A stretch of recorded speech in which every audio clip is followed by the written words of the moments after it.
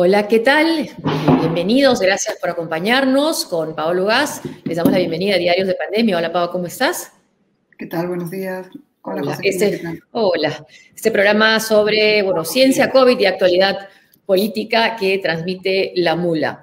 Se han cumplido hace 2 días, 6 meses de la muerte de Inti Sotelo y Brian Pintado durante la represión policial en las marchas de noviembre, los jóvenes que salieron a protestar y a defender nuestra democracia. Y hasta ahora no hay responsables directos de sus muertes. Hoy vamos a conversar con el hermano de Inti, con Pacha. Pacha nos va a acompañar. También vamos a conversar sobre las elecciones, sobre estas 2 encuestas que han aparecido hoy y tratar de entender, más allá de los métodos, si es simulacro o encuesta, por qué los resultados son diferentes. Nos acompaña además esta mañana la virtual congresista electa por el Partido Morado y con una gran votación además Susel Paredes, y conversaremos también con nuestro colega, con Raúl Tola, sobre las últimas noticias que hay desde la cobertura periodística de esta campaña electoral.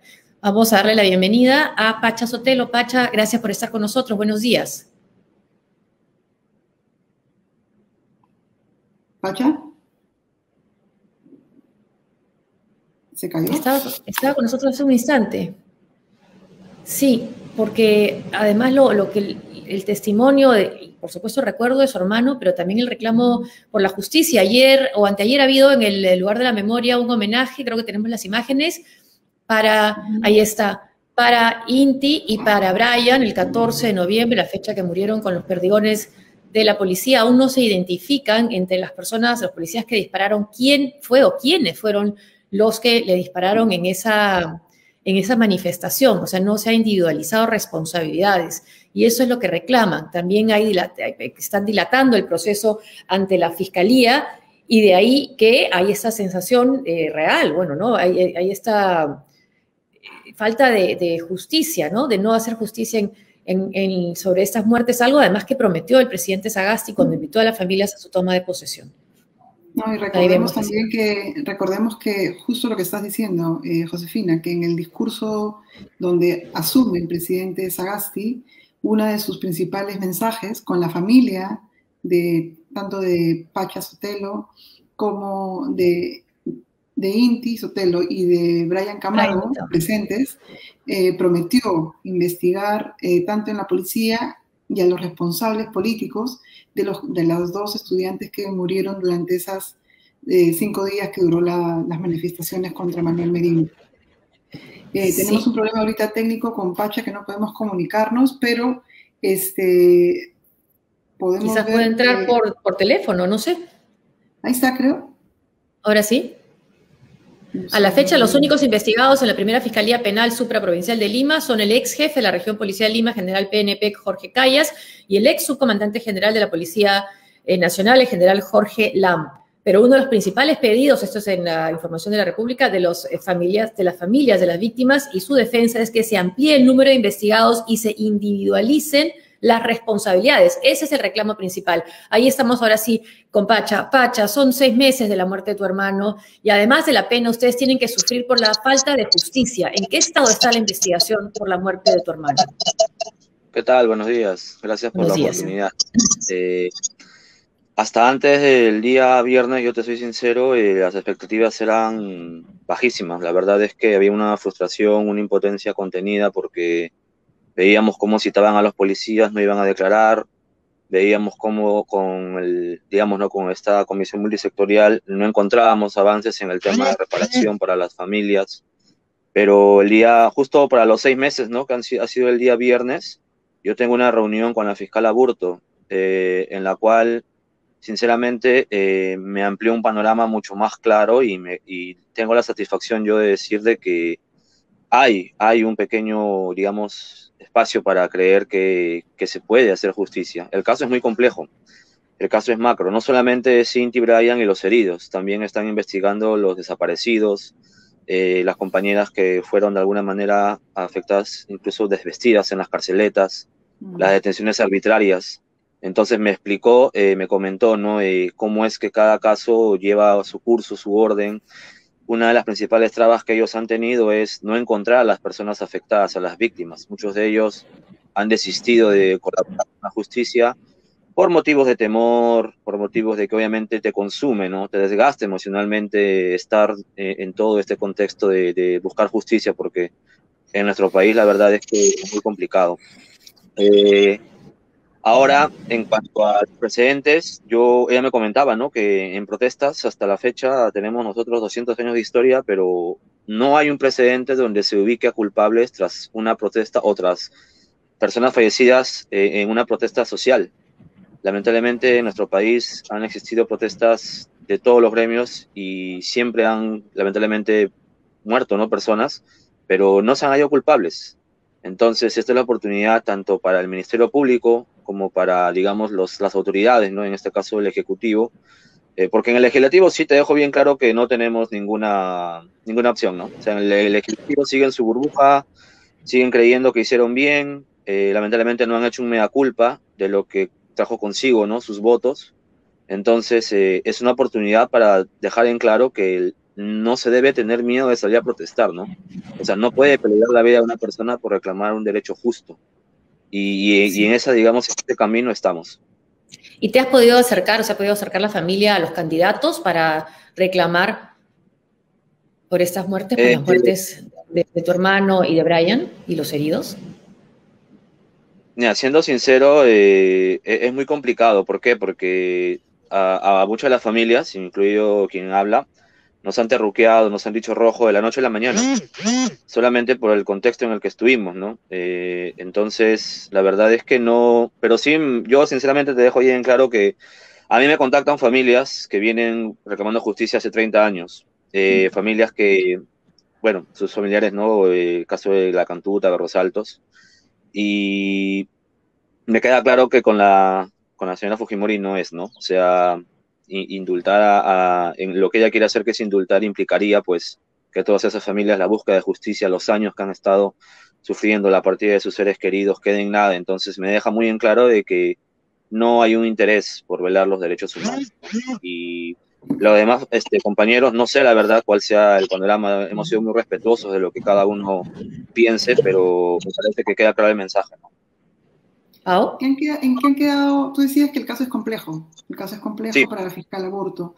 Pero ¿qué ha hecho que tú ahora tengas un poco de esperanza 6 meses después de lo que ha pasado? Parece que hubiera pasado, no sé, 10 años, pero han pasado solo 6 meses. ¿Qué es lo que te hace a ti ver un poquito de esperanza, un resquicio de esperanza de justicia para ustedes? Sí, primero la comunicación. Ella me dejó en claro que las familias tienen derecho a informarse qué es lo que se está trabajando, ¿no? Qué es lo que se ha hecho. Yo desconocía, la verdad, el material con el que ellos contaban, las historias clínicas que en un momento a nosotros nos lo negaron y ellos, como fiscales, tuvieron que ir hasta los hospitales y exigir estas historias clínicas. Verificar de alguna u otra manera el tema con las cámaras de seguridad. Quien te habla también en su momento se lo negaron muchas empresas, pero ellos han tenido que ir. O sea, hay un trabajo detrás, silencioso quizás, que nosotros desconocíamos, obviamente. Nosotros a veces solamente vemos a la prensa y tratamos de informarnos de ahí, pero no sabemos qué hay detrás, ¿no? Entonces, ahora, cuando yo le hago preguntas, quizás un poco en mi ignorancia, que van más allá quizás de como que un abuso de confianza, ella fue profesional, neutral. No, ¿sabes qué? Yo puedo informar hasta acá. O sea, la verdad es que en la comunicación fue básica para yo darme cuenta con quién estaba hablando. Segundo, que el caso está en un 70%. El material audiovisual, las pericias balísticas, la información que hay de ella en su carpeta sobre cada uno, sobre en qué momento, en qué hora, ¿no? Tienen la relación de los involucrados. Están ahora esperando el análisis 3D forense para saber exactamente dónde y de dónde pudo provenir ese disparo. Y otra de las cosas en las cuales yo coincidía con ella, porque muchos que nos están viendo ahorita en vivo, saben que en las redes sociales hemos acabado información desde noviembre incluso, ¿no? Y hemos llegado yo le comenté a la fiscal Aburto, tenemos el antes, durante y después de lo que pasó con mi hermano. O sea, está todo digitalizado. Tenemos testigos que también queremos presentar. Y llegamos a la conclusión, y esto sí para mí fue determinante, porque era una hipótesis que yo manejaba, y ahora lo comprobé, es que el mismo disparo que impacta a John Cordero en la médula es el disparo que acaba con la vida con mi hermano. La policía utilizó un perdigones de caza, de 0.8 milímetros que obviamente están prohibidos. Y ese disparo, ella me explicaba, ¿no? Un poquito más ella conoce más del tema, que es un cartucho que a los 5 metros de distancia se separa y salen los perdigones. ¿Por qué llegamos a esta conclusión de que es el mismo? Porque mientras que John Cordero cae al suelo inmediatamente, ellos tienen videos donde mi hermano se toma el pecho. Mientras a John Cordero lo trasladan a la esquina del Jurado Nacional de Elecciones para sacarlo de la zona de conflicto, mi hermano está cayendo unos 25 metros atrás. Entonces, todo cuadra. Entonces, a mí eso me deja bien claro que la hipótesis que yo manejo, que es muy fundamental para dar con los culpables, Fiscalía también lo tiene. Y los videos que yo le voy a, que con el abogado le vamos a proporcionar, van a hacer de que esa ya no sea una hipótesis, ya, sino se convierta en una realidad. Entonces, hay esa posibilidad. Yo de verdad tenía mucho miedo, mucho temor de que la Fiscalía esté ordenando esa información por otro lado, que no haya coincidencia, porque en las redes sociales todos somos conscientes de quiénes son los culpables, así ellos lo nieguen y no quieran hacerse responsables. Entonces, esta coincidencia de información ayuda bastante, la verdad. Y estamos hablando de 16 policías. ¿Entre esos 16 policías que estuvieron en esa zona estarían él o los culpables?